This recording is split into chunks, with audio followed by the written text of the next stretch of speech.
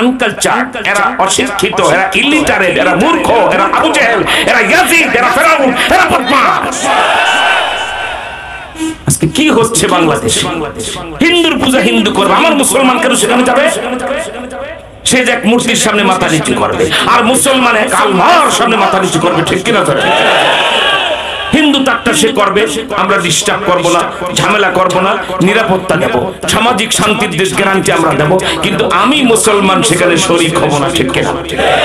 এটা ভালো করে মনে রাখবেন কথাটা, কয়দিন পরে সেই জিনিস আসবে আপনাদের সামনে এবং সেটাই প্রমাণ হবে। এই প্রতিবেশী রাষ্ট্র ভারত, এদের ব্যাপারে কোরআন একটা বক্তব্য সূরা ফাতিহা থেকে শুনাইলাম, দুই জাতি, ইহুদি জাতি আর খ্রিস্টান জাতি, মাকদুব আর দলিল। বলেন মাকদুব হলো ইহুদি, সবাই শিখেন, মাকদুব হলো ইহুদি, দলিল হলো খ্রিস্টান। মাকদুবের অর্থ হলো অভিশপ্ত, লানতপ্রাপ্ত, ঘৃণিত, পায়খানার চেয়ে খারাপ। আর দলিল হলো ভ্রান্ত, পথ চিনি না, রাস্তা চিনি না, এক আল্লাহ বাদ দিয়ে তিন খোদা বানাই নিয়েছে, মরিয়ম, ঈসা আর আল্লাহকে বানাইছে তিন খোদা, তৃতীয়বাদে বিশ্বাসী, ঠিক কিনা? এই দুই অপশক্তির বিরুদ্ধে আল্লাহ বললেন, তাহলে প্রতিবেশী রাষ্ট্র ভারতের মূর্তি পূজা গেল কোথায়? আল্লাহ বলেন, এরা যারা মূর্তি পূজা করে, আমি আল্লাহকে বাদ দিয়া গাছ, মাছ আর মূর্তির সামনে মাথা নিচু করে, ইন্নামাল মুশরিকুনা নাজাস। আল্লাহ বলেছেন মুশরিকরা হলো পায়খানার চেয়ে নাপাক। আল্লাহ কোরআন, এই মুসলমান ইমানের সাথে জবাব দেবেন। কোন পীর সাহেবের মুরিদ হয়েছেন, আপনার পীর ভারতের পক্ষে, তাই আপনি গুমরা শয়তানের মতো চুপ থাকেন। কোন দল করেন, দল ভারতের পক্ষে, তাই বলেন যে হিন্দুস্তানে হিন্দুদের বললে দলে বেজার হয়ে যাবে। এরকম যদি ভাবেন আপনি জ্ঞান পাবে কোরআনের শত্রু, ঠিক কিনা? আল্লাহ বলছেন ইন্নামাল মুশরিকুনা নাজাস, মুশরিক যারা মূর্তি পূজা করে এরা নাজাস, মানে আইনে নাজাস, সুরের চেয়ে নাপাক, পায়খানার চেয়ে নাপাক, পেশাবের চেয়ে নাপাক।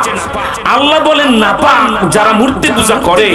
এখন যদি দেশের কোন মন্ত্রী বলে ভারতের সাথে আমাদের রক্তের বন্ধন, এটা মন্ত্রী নয়, এটা শয়তানের সাক্ষাৎ খালাতো ভাই, ঠিক কিনা? যারা কর, কোন ভারতকে আপনি রক্তের বন্ধন বলছেন? লেখাপড়া কি করেছেন মাননীয় মন্ত্রী? কিছু শিখেছেন, বই পুস্তক জানেন, জ্ঞান বুদ্ধি আছে কিছু? মুঘলদের 800 বছর ইতিহাস জানেন? ভারত আমরা 750-800 বছর শাসন করেছি। এরপরে কি যেন বলা হয়, আমরা মুসলমানরা একজন হিন্দুর উপরে জুলুম করি নাই। মাত্র 76 বছরে মোদির বাপদাদারা 47 থেকে এই 75-76 বছরে 50,000 বারের বেশি মুসলমানের রক্ত ঝরিয়েছে ভারত। আমাদের বাবরি মসজিদ 400 বছর আগে সম্রাট জহিরুদ্দিন বাবর নির্মাণ করেছিল, ঠিক কিনা বলে? সেই বাবরি মসজিদ ভেঙে তার ভিতর উপরে রাম মন্দির বানিয়েছে। বর্তমান ভারতের প্রধানমন্ত্রী মোদি, এটার অপর নাম হলো মুতি, ঠিক কিনা? জোরে কর। পৃথিবীর মুসলমান তার মুখে পেশাব করা উচিত। তাকে যারা বাংলাদেশের দাওয়াত দেয় এরা জ্ঞান পাপী, এরা আবু জেহেলের উত্তরসূরি। এই মোদি কে? যেই মোদি তখন 22 থেকে 23 বছর বয়স, আমি ইন্ডিয়াতে লেখাপড়া করি, তাকে ছাত্র জীবন থেকে আমি চিনি। যার দল বিজেপি, কলকাতার গোল পার্কে এসে জনসভা করেছিল 1991 সালে, 92 সালে তারা বাবরি মসজিদ ভেঙেছে। এই মোদির দল সারা ভারতে কর সেবা করে আমাদের 400 বছরের গর্বের ধন বাবরি মসজিদটা ভেঙে ওই জায়গার উপরে এখন তারা রাম মন্দির নির্মাণ করে ফেলেছে। সেই মোদি ওই দলের সদস্য, তিনি রাজনীতি করে যখন মুখ্যমন্ত্রী হইলেন গুজরাটের 2002 সালে, 2500 মুসলমানকে সকাল 10টায় পেট্রোল দিয়ে পোড়ায় হত্যা করলেন। 1500 মুসলমানদের অবিবাহিতা সুন্দরী মেয়েগুলিকে জড়ো করে, আয়েশা, ফাতেমা, খাদিজা, এই মেয়েগুলিকে জড়ো করে হিন্দু যুবকদেরকে দিয়ে ওপেনে আকাশের নিচে ফাঁকা জায়গায় ধর্ষণ করে। এরপরে মেয়েগুলিকে পেট্রোল দিয়ে পোড়ায় দিলেন।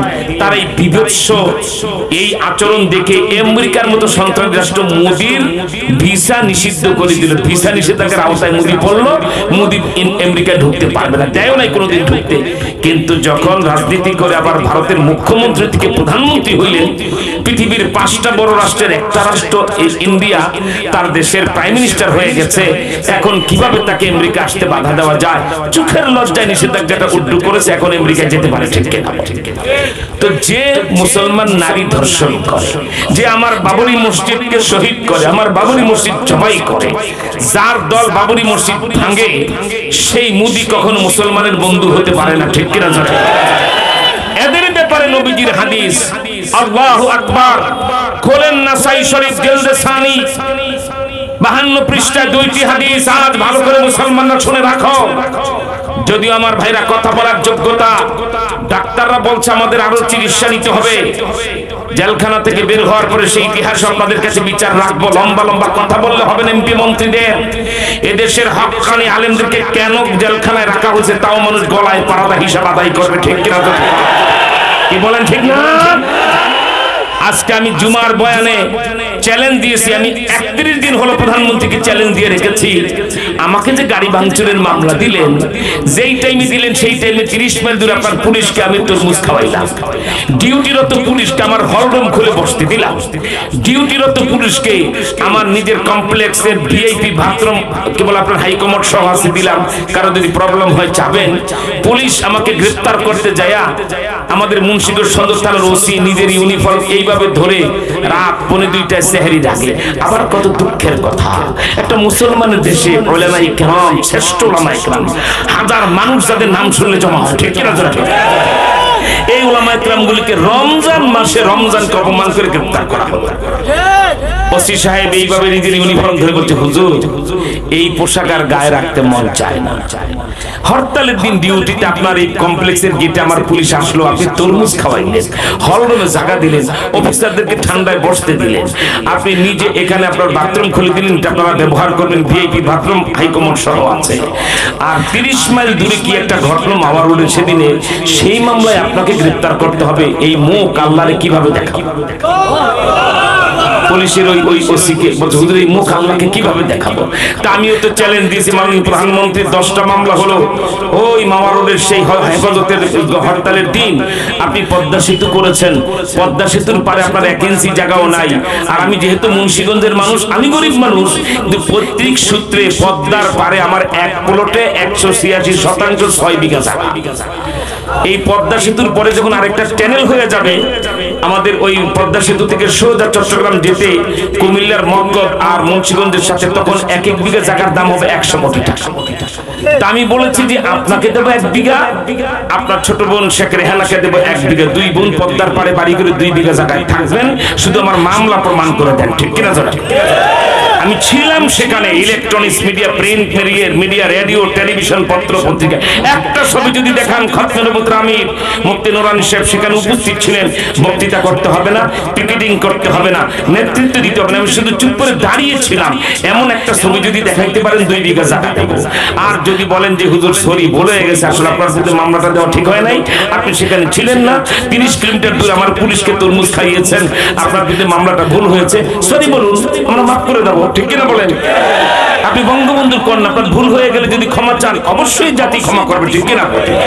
কিন্তু তা না করে ক্ষমতার দাপটে ধরাকে সরাজ্ঞান করে যদি বলেন যা হয়েছে আমি মাপ চেতে পারবো না, মাননীয় প্রধানমন্ত্রী ওয়েট এন্ড সি, আসমানের মালিক গজব খুব কাছাকাছি নিয়ে এসেছে। কেন কেন কেন কেন? বুখারী শরীফের হাদিস, মান আদা লি ওয়ালিয়ান ফাকাদ আযানতুহু বিল হারব। এই জমিনে বিচরণশীল আমি আল্লাহর কিছু প্রিয় বান্দা আছে, কোন শাসক, কোন সরকার ওই আলেমদের বিরুদ্ধে জুলুম করলে আল্লাহ বলে আমি নিজে তাদের বিরুদ্ধে যুদ্ধ ঘোষণা করব। আর আল্লাহ যদি কারোর বিরুদ্ধে যুদ্ধ ঘোষণা করে, দলীয় অফিসে বাতি দেওয়ার কেউ থাকে না, বংশে বাতি দেওয়ার কেউ থাকে না, ফেরাউনের বংশে বাতি দেওয়ার কেউ নাই, আবু জেহেলের বংশে বাতি দেওয়ার কেউ নাই। ইয়াজিদ একজন সাহাবীর সন্তান, বিখ্যাত সাহাবী হযরত মুআবিয়া রাদিয়াল্লাহু তাআলা আনহু, আল্লাহর রাসূলের 8 জন কাতিবুল ওহীর একজন ইয়াজিদের বাবা হযরত মুআবিয়া। এত বড় সাহাবীর সন্তান হওয়ার পরও নবীর নাতি বিশ্ববিখ্যাত আলেম ইমাম হুসাইনকে কারবালায় হত্যা করার কারণে আজ মানুষ থুতু দেয়। কোন মুসলমান একটা ভালো নাম হওয়ার পরও ইয়াজিদ নামে নিজের সন্তানের নাম রাখে না। এই নাম রাখেন কেউ? ইয়াজিদ নিজের সন্তানের নাম রাখেন? ইয়াজিদ নাম শুনে মানুষকে থু থু থু। এই বেয়াদব মুসলমান হওয়ার পরেও, একজন সাহাবীর ছেলে হওয়ার পরেও নবীর নাতি ইমাম হুসাইনকে ওয়াকাতরে কারবালায় শহীদ করেছে, ঠিক কিনা? মাননীয় প্রধানমন্ত্রী, হযরত মুআবিয়ার ছেলে ইয়াজিদের 4 মর্যাদা। আপনার বাবার মতো 10 কোটি শেখ মুজিব এক জায়গায় আনলো, হযরত মুআবিয়ার জুতার ধুলার মূল্য হবে না।